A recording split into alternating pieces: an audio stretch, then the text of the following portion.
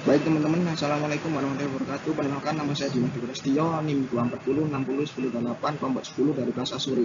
Di sini saya akan menjelaskan tentang implementasi 3 body of knowledge UKM Proko Ikan Anugrah yang beralamat di Jalan Sunan Prapen 2A nomor 1 Pelangonan, Bogor Gresik.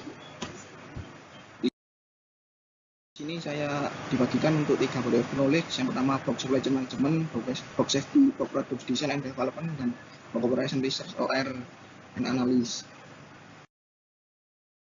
Yang pertama, body of knowledge supply chain management. Yang pertama, hulu.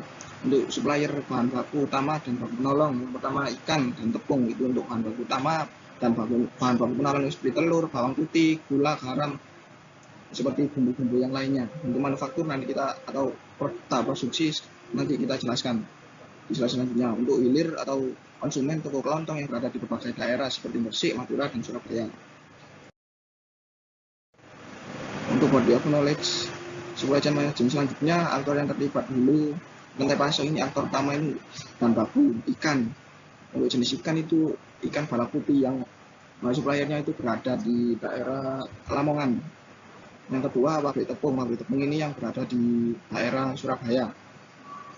Untuk organisasi, yang pertama Kementerian Kesehatan, pengawasan keamanan pangan, Dinas Perdagangan, pengawasan perdagangan, dan yang ketiga Badan POM atau pengawasan obat dan makanan.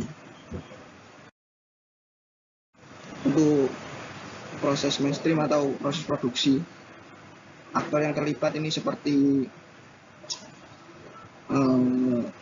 usaha kerupuk ikan itu sendiri, pekerja, dan supplier ya, termasuk bahan baku. Untuk proses produksi ini di mixer semua bahan baku tersebut, dibentuk lontongan panjang, di oven atau dikeraskan adonan lontongan tersebut, proses pemotongan dengan mesin, proses pengeringan di bawah sinar matahari selama 2 hari, dan setelah itu proses terakhir proses pengemasan. Untuk resiko bisa disebabkan oleh kerusakan mesin atau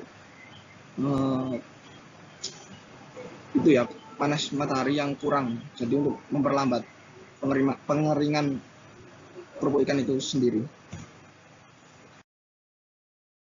Untuk hilir konsumen, untuk aktor pertama itu distributor kerupuk ikan, toko retail, pasar, minimarket, agen penjualan, dan perusahaan pengemasan.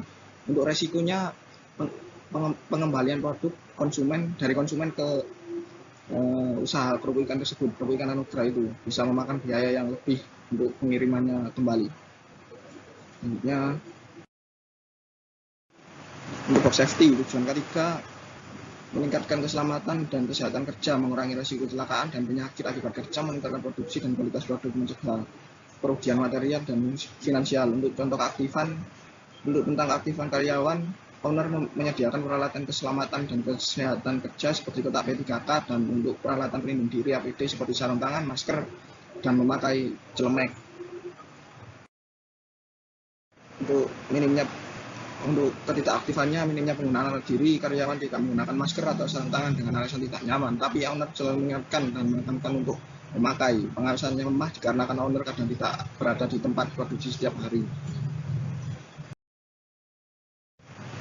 Untuk body of knowledge operation research and product design and development, 3 sumber daya perusahaan yang meningkatkan keuntungan seperti sumber daya manusia ya, perekrutan tenaga kerja yang terampil, perekrutan tenaga kerja yang memiliki keahlian dalam produksi kerupuk ikan. Yang ketiga, sumber daya teknologi pengemasan, menggunakan teknologi pengemasan yang baik untuk meningkatkan kualitas produk dan keamanan produk. Sumber daya bahan baku, penggunaan bahan baku kualitas, memilih bahan baku jenis ikan, dan bahan baku tepung. Untuk body of knowledge development, design development itu fase pengenalan. Fase ini kerupuk ikan mengembangkan resep dan teknologi produksi ikan yang unik. Fase pertumbuhan growth untuk kemasan ikan diterima pasar dan penjualan peningkatan secara signifikan.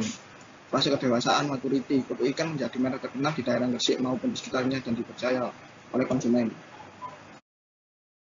Yang ketiga, fase penurunan penjualan secara signifikan karena persaingan sangat tinggi dan perubahan selera konsumen, biaya produksi meningkat dan kehilangan pasarnya.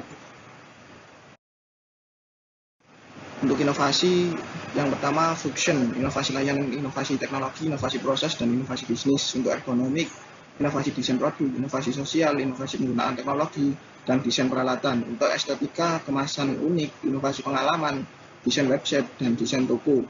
Nutek dan ICT, Sistem Manajemen Inventory, Inovasi dan Analisis Otomasi Proses, Sistem Manajemen Penjualan.